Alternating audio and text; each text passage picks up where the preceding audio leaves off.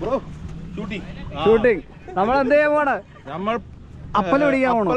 എടുക്കാൻ പോവാണ്. കുത്താൻ പോണം.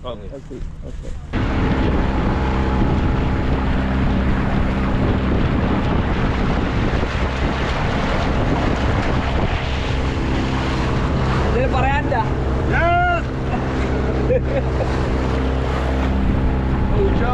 പാട്ടുണ്ടായിരുന്നു.